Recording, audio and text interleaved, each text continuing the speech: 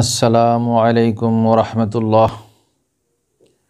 আলহামদুলিল্লাহি রাব্বিল আলামিন হামদাশ শাকিরিন ওয়াস সালাতু ওয়াস সালামু আলা খাইরিল বারিয়াহ মুহাম্মাদিন ওয়া আলিহিত তাইয়িবিনাত তাহিরিন, আম্মা বাদ। সম্মানিত ভিউয়ার্স, আজকে আমরা আলোচনা করব একটি গুরুত্বপূর্ণ বিষয় সম্পর্কে। বিষয়টি হচ্ছে মৃত ব্যক্তির পরিত্যক্ত সম্পত্তির উত্তরাধিকার সম্পর্কে। আমাদের সমাজে কিছু নারীবাদী সংগঠনের নারী নেত্রী রয়েছেন, যারা আন্দোলন করেন বা যারা আপত্তি উত্থাপন করেন ইসলামের বিরুদ্ধে, যে তাদেরকে নাকি ইসলামী শরীয়ত, কোরআন এবং সুন্নাহ নাকি তাদেরকে উত্তরাধিকার সম্পত্তির পরিমাণ কম দিয়েছে। আমরা আজকে আলোচনা করব যে ইসলামী শরীয়ত অর্থাৎ কোরআন এবং সুন্নাহ মহিলাদেরকে অনেকটা ক্ষেত্রে মোটামুটি 30 থেকে 34টা স্তরে মহিলাদেরকে পুরুষ থেকে কম দেয় নাই অংশ। কোনো ক্ষেত্রে সমান, কোনো ক্ষেত্রে মহিলা বেশি। আমরা যদি একটি যুক্তির অবতারণা করি, তাহলে আমরা দেখব, যদি একটা হাই স্কুলের শিক্ষকদের স্টাফ আমরা দেখি, তাহলে আমরা সেখানে যদি মনে করি যে একজন মহিলা কর্মরত রয়েছেন প্রধান শিক্ষক পদে, অথবা একজন মহিলা কর্মরত রয়েছেন সহকারী শিক্ষক হিসাবে, অথবা একজন মহিলা কর্মরত রয়েছেন জুনিয়র শিক্ষক হিসাবে। তো একটাই হাই স্কুলের স্টাফে তো অনেক শিক্ষক থাকে, কিন্তু সকল শিক্ষক যদিও বা বিএ পাস হয়, এমএ পাস হয়, শিক্ষাগত যোগ্যতা যদিও বা সবার সমান হয়, কিন্তু পদের কারণে সব কিন্তু সমান স্কেল ভোগ করে না, সকলেই কিন্তু সমান বেতন পায় না। প্রধান শিক্ষক যিনি, তিনি সবচেয়ে বেশি পাবেন। সহকারী প্রধান যিনি, তিনি তার চেয়ে কম পাবেন। যিনি সিনিয়র শিক্ষক, তিনি এর চেয়ে একটু কম পাবেন। যিনি জুনিয়র শিক্ষক, তিনি আরও কম পাবেন। অথবা যদি ওই স্কুলের কোনো দায়িত্বে যদি কোনো মহিলা দপ্তরি দায়িত্ব পালন করেন, তো যদিও বা তিনি শিক্ষার দিক থেকে মাস্টার ডিগ্রি পাশ করা থাকেন, কিন্তু তিনি যে পদে চাকরি করছেন ওই পদের কারণে তাকে স্বল্প বেতন ভোগ করতে হয়। তো ঠিক তেমনিভাবে ইসলামী শরীয়ত মহিলাদেরকে বিভিন্ন ক্ষেত্রে পুরুষ থেকে মহিলাদেরকে কম দেয় নাই, অনেক অংশে সমান দিয়েছে, আবার অনেক অংশে মহিলাদেরকে পুরুষ থেকে বেশি দিয়েছে। তাও সত্ত্বেও কোনো এক জায়গায় বা কয়েক জায়গায় মহিলাদেরকে পুরুষ থেকে কম দিয়েছে, কিন্তু সব জায়গায় কম নয়, সব জায়গায় বেশিও নয়। যেমন একটি স্কুলের স্টাফে অথবা অন্য কোনো প্রতিষ্ঠানে যদি চাকরিজীবী 20 জন পজিশন থাকে, তাইলে সেখানে পুরুষ বা মহিলার বিবেচনা বেতন ধার্য করা হয় না, সেখানে পদের কারণে বেতন বা সম্মানই ধার্য করা হয়। ঠিক তেমনিভাবে একজন ব্যক্তি মারা গেলে তার পরিত্যক্ত সম্পত্তিতে পুরুষ এবং মহিলা ব্যক্তিগত কারণে তিনি সম্পদের ভাগী হচ্ছেন না, হচ্ছেন তার সম্পর্কের কারণে, পদের কারণে। অর্থাৎ স্ত্রী হলে এক হিসাবে, বোন হলে এক হিসাবে, দাদি হলে এক হিসাবে, মা হলে আরেক হিসাবে, মেয়ে হলে আরেক হিসাবে, এরকম পদের কারণে তার প্রাপ্যের অংশের মধ্যে ভিন্নতা এসেছে। সম্মানিত ভিউয়ার্স, ইসলামী শরীয়তের মধ্যে যে 12 জন পুরুষ মৃত ব্যক্তির উত্তরাধিকার সম্পত্তিতে মালিক হবেন, সেই 12 জন পুরুষের মধ্যে কিন্তু আমরা লক্ষ্য করে দেখেছি 8 জন হচ্ছেন মহিলা। সেখানে যদি সমান সমান হতো 50%, অর্থাৎ 12 জনের মধ্যে 6 জন পুরুষ, 6 জন মহিলা কিন্তু ধরা হয়নি। 8 জন মহিলা এবং 4 জন পুরুষ, এই টোটাল হচ্ছে 12 জন।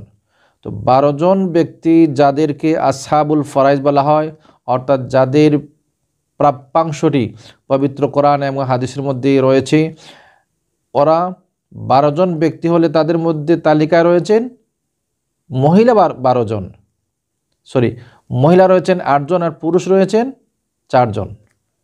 আমাদের দেশে আপনারা লক্ষ্য করলে দেখবেন, কোনো স্কুলের বা অনেক ক্ষেত্রে চাকরির ক্ষেত্রে মহিলাদের কোটা বরাদ্দ রয়েছে, অর্থাৎ এত সংখ্যক শুধু মহিলারই পাবে, কোনো অবস্থাতেই পুরুষ এই অংশে যেতে পারবে না। উদাহরণস্বরূপ 30% মহিলাদের জন্য বরাদ্দ। জাতীয় সংসদে কিন্তু কয়েকটি আসন রয়েছে মহিলাদের জন্য সংরক্ষিত, অর্থাৎ জীবনেও ওই আসনে কোনো পুরুষ যেতে পারবে না, অর্থাৎ এটা পুরুষের জন্য নিষিদ্ধ, মহিলাদের জন্য বরাদ্দ। তো এখানে ইসলামী শরীয়ত কিন্তু 12 জন ব্যক্তির মধ্যে 8 জন মহিলা রেখেছে আর 4 জন পুরুষ রেখেছে। আমরা পুরুষ 4 জনের আলোচনা করছি। 1 নম্বর হচ্ছে পিতা, 2 নম্বর হচ্ছে দাদা, 3 নম্বর হচ্ছে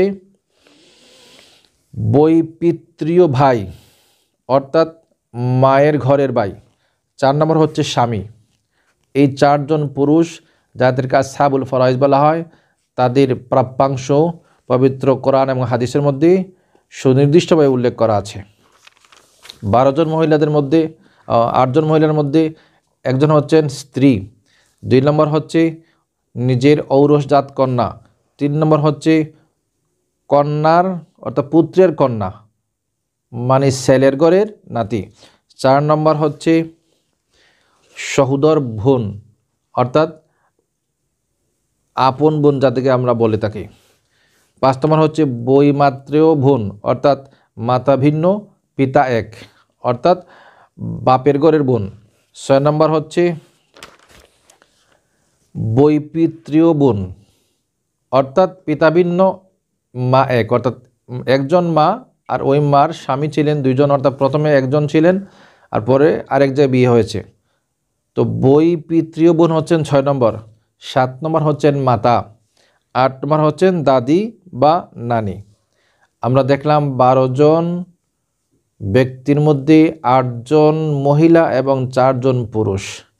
এখন লক্ষ্য করুন, পুরুষদের সংখ্যা কম রেখে বা পুরুষদের সংখ্যার চেয়ে মহিলাদের সংখ্যা ডাবল করার পরেও যদি আজকের সমাজে কোনো মহিলা অভিযোগ করেন বা আপত্তি উত্থাপন করেন যে ইসলামী শরীয়তে তাদেরকে পরিত্যক্ত সম্পত্তিতে কম দিয়েছে, তাহলে এটা কি ইনসাফ ভিত্তিক হবে না সেটা অন্যায় হবে? আমরা অবশ্যই নির্দ্বিধায় স্পষ্ট করে বলতে পারি, আজকের সমাজের কোনো মহিলার এরকম আপত্তিজনক বক্তব্য সেটা অবশ্যই না জানার কারণে অথবা এটা অবশ্যই ইসলামের প্রতি তার বিদ্বেষ থাকার কারণে হয়ে থাকে। সম্মানিত ভিউয়ার্স, ইনশাআল্লাহ আমরা পরবর্তীতে সেই স্তরগুলো আলোচনা করব যে স্তরে পুরুষ এবং মহিলা সমান অংশ পেয়েছে। আবার কোনো কোনো অংশ এমনও রয়েছে, কোনো কোনো জায়গায় এমনও রয়েছে যেখানে পুরুষের চেয়ে মহিলা অংশ বা সম্পদ বেশি পেয়েছে, মহিলারা কম পায় নাই। তো কি করে কেন একজন ব্যক্তি ইসলামের উপর বা ইসলামের ফরাইজের উপর এরকম আপত্তি উত্থাপন করবে? আমরা তাকে পরামর্শ দেব, আপনি ভালো করে জানুন, ভালো করে বুঝুন, ভালো করে দেখুন ইসলামী শরীয়ত অর্থাৎ ফরাইজের মধ্যে মহিলাদের কোন কোন সেক্টরে কম দিয়েছে, কোন কোন সেক্টরে বেশি দিয়েছে। আপনি তো এরকম আপত্তি উত্থাপন করছেন না হাই স্কুল বা একটা শিক্ষা প্রতিষ্ঠানে বা অন্য কোনো প্রতিষ্ঠানে যে মহিলা নিম্নের পদে চাকরি করছে, তাহলে সে কেন কম পায়? অথবা যে মহিলা একটা প্রতিষ্ঠানে সর্বোচ্চ পদে চাকরি করছেন তিনি কেন বেশি পান? সেখানে মেয়ে হিসাবে নয়, সেটা হচ্ছে পদের কারণে। ঠিক তেমনিভাবে উত্তরাধিকার সত্ত্বে একজন মহিলা তার সম্পর্কের কারণে তিনি অংশীদার হন, সেখানে তিনি মহিলা হিসাবে যে এই পরিমাণ পেয়েছেন, আর ওই ক্ষেত্রে যদি মহিলা নয় পুরুষ হতো তাহলে যে বেশি পেত তেমন কথা নয়। উদাহরণস্বরূপ একটা স্কুলের প্রধান শিক্ষক যদি মহিলা হয় তাহলে তার বেতন যত হবে, পুরুষ হলেও তত হবে। এখানে কোনো এমন কথা নয় যে পুরুষ হলে 20,000 টাকার, মহিলা হলে 10,000 টাকা, এরকম নয়। সম্মানিত ভিউয়ার্স, ভালো থাকুন। আজ এ পর্যন্তই। আসসালামু আলাইকুম ওয়া রাহমাতুল্লাহ।